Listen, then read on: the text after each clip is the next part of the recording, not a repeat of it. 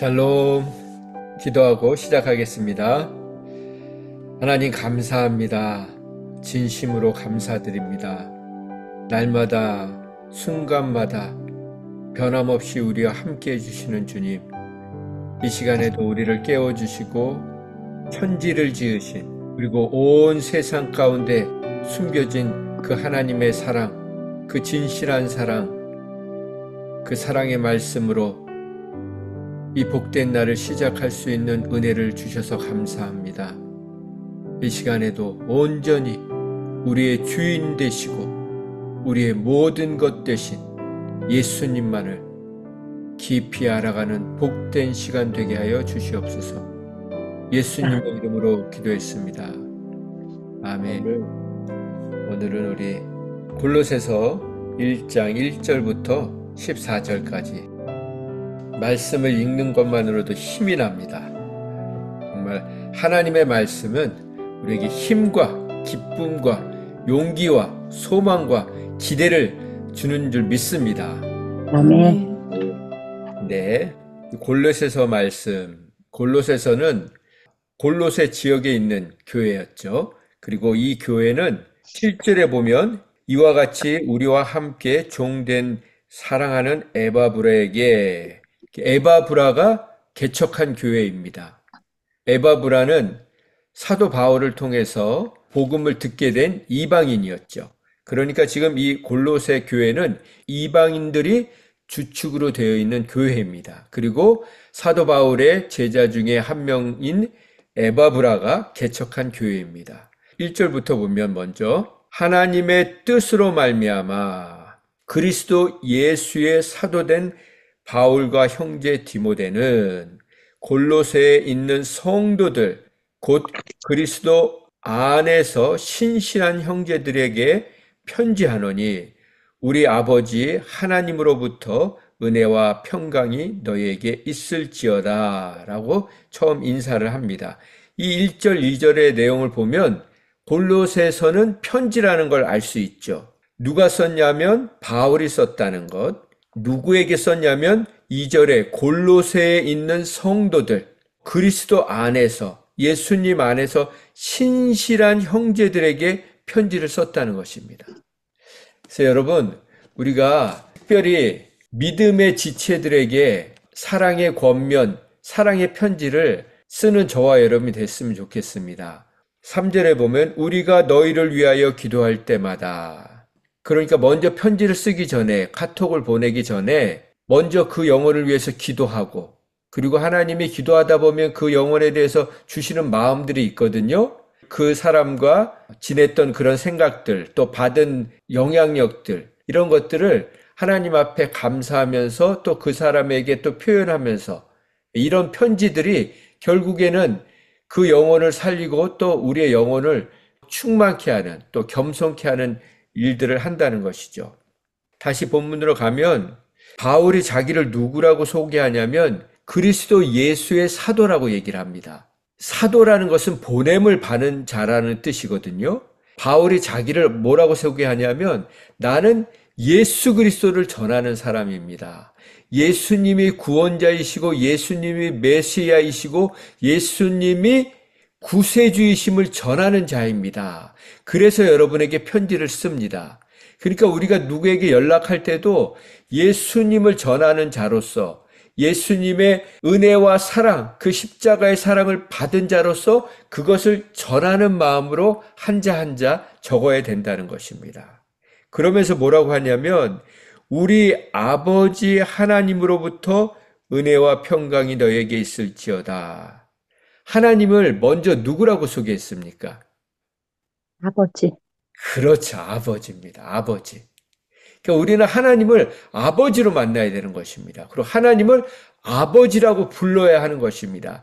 하나님이 우리에게 특권을 주셨습니다. 어떤 특권입니까? 세상 사람들은 그냥 갓, 하나님 그렇게 부르지만 우리는 아버지라고 부를 수 있는 것입니다. 더 친밀하게는 아빠라고 부를 수 있는 것입니다.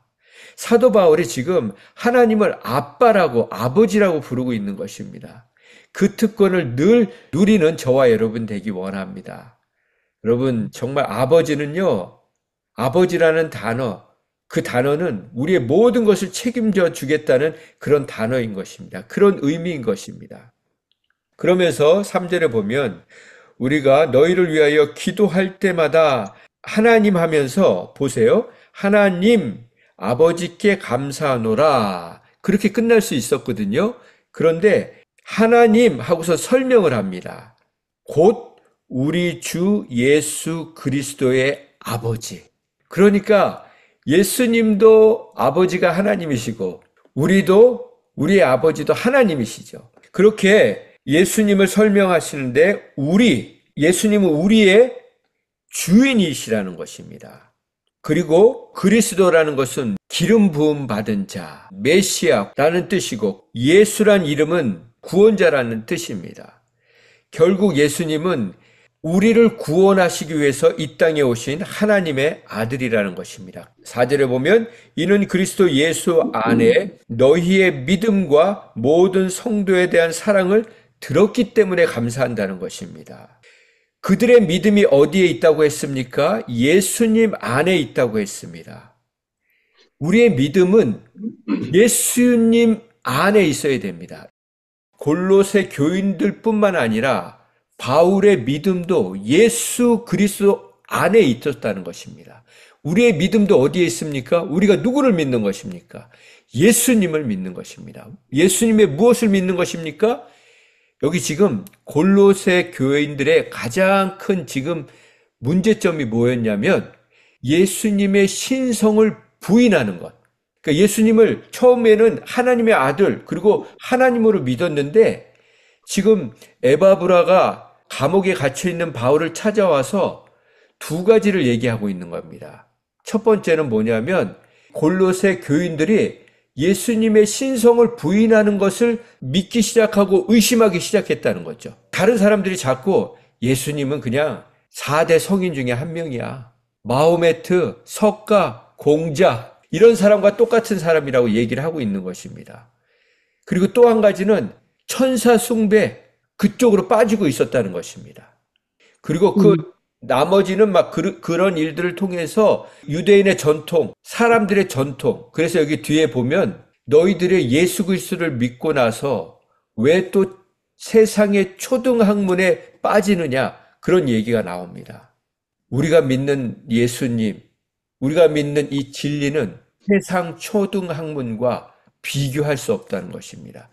세상 초등학문 중에 하나가 바로 과학입니다.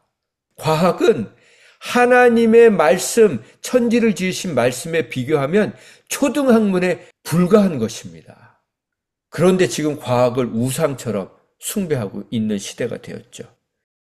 자, 그러면서 오늘 다시 본문으로 가면 4절에 보면 이는 그리스도 예수 안에 너희의 믿음과 모든 성도에 대한 사랑을 들었으며 예수님을 믿고 나서 예수님이 복음인 것을 예수님이 구원자인 것을 믿고 나서 이 사람들이 무엇을 했냐면 그 사랑을 전하는 사랑의 사도들이 되었다는 것입니다. 그리고 5절에 보면 너희를 위하여 하늘에 쌓아둔 소망으로 말미암아 그들이 소망을 어디에 쌓아두기 시작했다는 것입니까? 하늘에. 그렇죠. 믿음의 사람들은 이 땅을 소망으로 두고 사는 자들이 아닙니다. 오늘은 무엇을 먹을까? 오늘은 무슨 좋은 일이 있을까? 그것을 찾는 것이 아니라 우리의 소망을 늘 하늘에 쌓아두는 저와 여러분이 되길 원합니다. 그리고 곧 너희가 전에 복음은 무엇입니까? 진리의 말씀이죠. 복된 소식이죠. 그리고 6절에 이 복음이 이미 너희에게 이미 전달되었다는 것이죠. 너희가 그 복음을 듣고 참으로 하나님의 은혜를 깨달은 날부터 너희 중에서와 같이 또한 온 천하에서도 열매를 맺어 자라는도다. 복음은 무엇이라고 했습니까? 제가 어제 카톡으로 보내드렸죠. 복음은 무엇입니까? 복음 예수 그리스도. 그렇죠.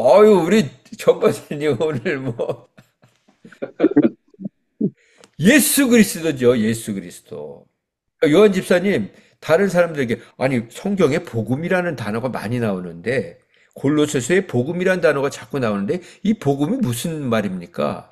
아, 복음은요, 예수 그리스도입니다. 영어로 하면 굿 뉴스인데, 복된 소식인데, 그것은 바로 예수 그리스도입니다. 그러면 왜 예수 그리스도가 복음입니까? 예수님이 우리를 구원하셨기 때문입니다. 십자가에서 죽으시고, 우리의 죄 때문에 죽으시고, 그분이 모든 죄값을 치르시고, 다시 그분이 살아나셔서 우리에게 부활의 생명을 주셨기 때문입니다. 예수를 믿는 자를 영접하는 자에게는 하나님의 자녀가 되는 권세를 주셨고, 오늘 말씀처럼 13절에 보면 그의 사랑의 아들의 나라로 옮기셨으니 그 나라로 우리를 옮기셨다는 것입니다. 이게 복음이라는 것입니다. 그렇게 하나하나 설명해 줄 수 있어야 되는 것입니다.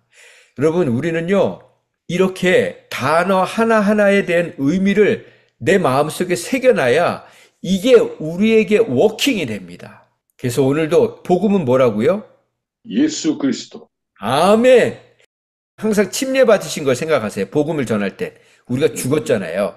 예수님 우리를 위해서 죽으신 거예요. 그리고 부활하셨잖아요. 우리가 물속에서 나왔잖아요. 이게 부활을 상징하잖아요. 우리가 죽음에서 나온 거라고요. 예수님과 함께 죽고 예수님과 함께 산 거라고요. 그래서 영원한 하늘나라 시민이 된 거라고요. 이게 복음이라고요.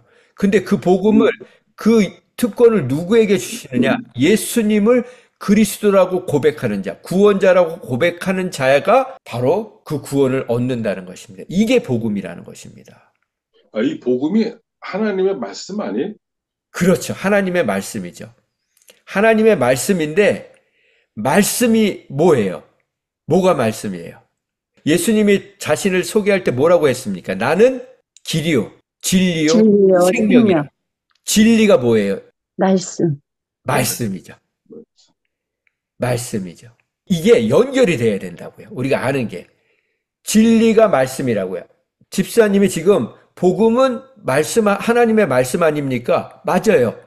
거기까진 되셨는데, 그럼 말씀이 뭐냐? 말씀은 진리예요? 그러면 우리 요한복음 1장 1절에 보면 태초에 말씀이 계시니라. 이 말씀이 하나님과 함께 계셨으니 이 말씀은 하나님이시라.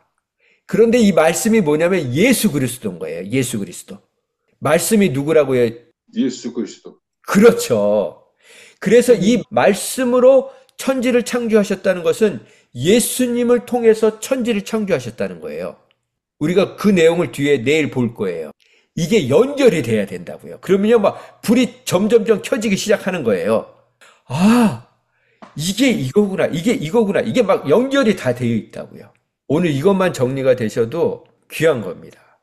자, 그래서 6절에 보면 이 복음이 이미 너희에게 이름에, 예수님이 구원자라는 것이 이름에 너희가 듣고, 그러고 나서 그렇게 복음을 전해 들은 사람, 예수님을 소개받은 사람에게는요, 반드시 열매가 맺힌다는 것입니다.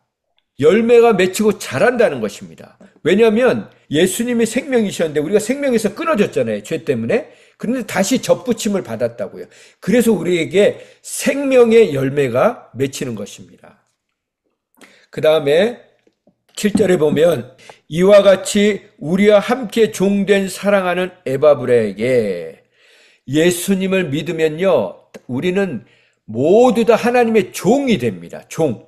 목회자만 종이 아니고요, 여러분도 종이라는 거예요. 우리 모두가 하나님의 종이 되는 게 특권입니다. 주인이 되는 게 아니고 종이 된다는 것이죠. 그리고 거기 나오잖아요. 에바브라에게 너희가 배웠나니, 이게 바로 에바브라가 골로새 교인들을 가르치고 개척했다는 이 증거가 여기에 나와 있는 것입니다. 그는 너희를 위한 그리스도의 신실한 일꾼이다. 그리고 성령 안에서 너희 사랑을 우리에게 알린 자다. 이 얘기는 뭐냐면 바울이 감옥에 갇혀 있었는데 에바브라가 찾아와서 골로새 교인들을 소개해주고, 골로새 교인들이 이렇게 예수님을 만나서 이렇게 변화가 되고 아름다운 열매가 맺혀지고 있습니다. 그렇게 소개했다는 것을 우리가 이것을 통해서 알 수 있는 거죠. 자, 그래서 이제 오늘 본문 9절에 보면 이로써 우리도 듣던 날부터 무엇을 들었습니까? 골로새 교인들의 소식을 들은 날로부터 너희를 위하여 무엇을 하기 시작했다고요? 9절의 말씀? 그렇죠. 기도하기를 뭐 하지 않았다고요? 그치지. 스탑하지 않았다는 것입니다. We have not stopped praying for you. 그래서 여러분, 2주 전에 우리 교회 몇 분 다녀가시지 않았습니까? 여러분, 그분들을 위해서 끊임없이 기도하시기 바랍니다. 저도 계속 기도하고 있어요. 기도할 때 이름을 부르면서 기도하는 것도 좋지만 이름 몰라도 돼요. 여러분이 새로운 이름을 지어주세요. 하나님, 그 남편이 죽어서 지금도 그 상처 가운데 있는 그 자매님, 그러면 이름을 뭐라고 지어주고 싶으십니까? 저는 룻기의 나오미가 생각나네요. 나오미가 결국엔 룻을 만나고 그 룻 같은 좋은 며느리를 만나서 그 가문이 결국에는 예수님이 오는 가문이 되지 않았습니까?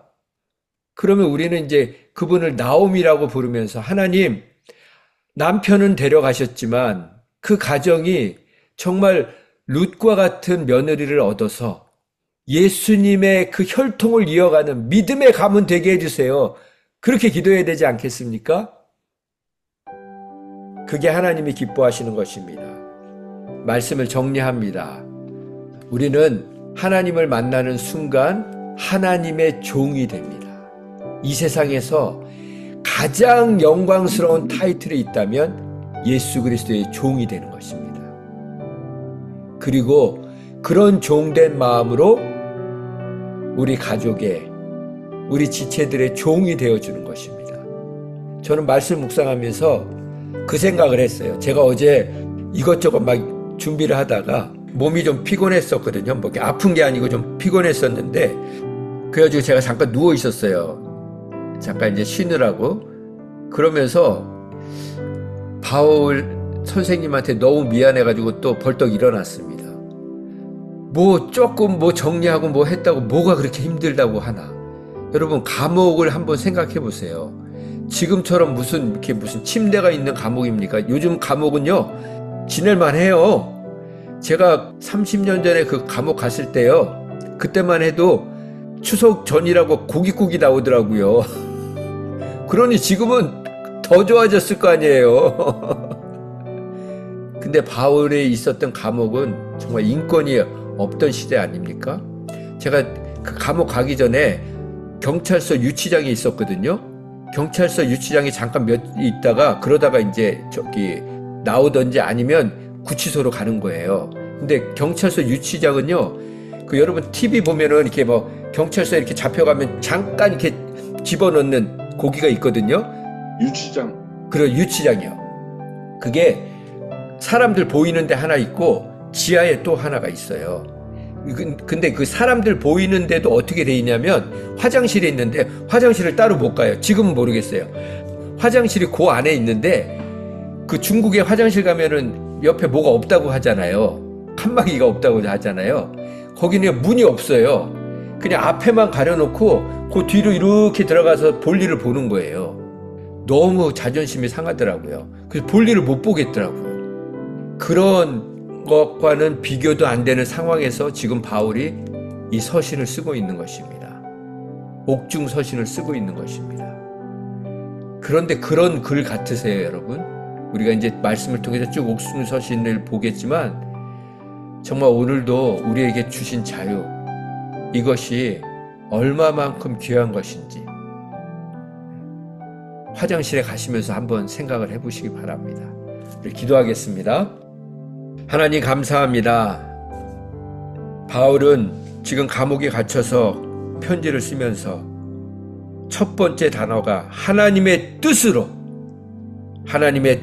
말미암아 그리스도의 예수의 사도된 나 바울은 그렇게 쓰고 있습니다. 하나님, 감옥에 가는 것도 하나님의 뜻으로 받아들이는 이 바울의 믿음을 우리에게 주시옵소서. 그가 그렇게 변화될 수 있었던 것은 복음이신 예수 그리스도를 만났기 때문입니다. 하나님, 우리도 예수를 만난 자답게 어떠한 상황 속에서도 그리스도의 편지가 되게 하시고 그리스도의 향기가 되게 하시고 그리스도의 복음이 되게 하여 주시옵소서. 이제는 우리가 다른 사람들에게 복음이 되게 하여 주시옵소서. 저 사람이 과거에 어떤 사람이었는데 이제는 저렇게 기쁨 가운데 살아가는지 하나님, 우리가 예수 그리스도의 복음이 되게 하여 주시옵소서. 예수님의 이름으로 기도했습니다. 아멘. 네.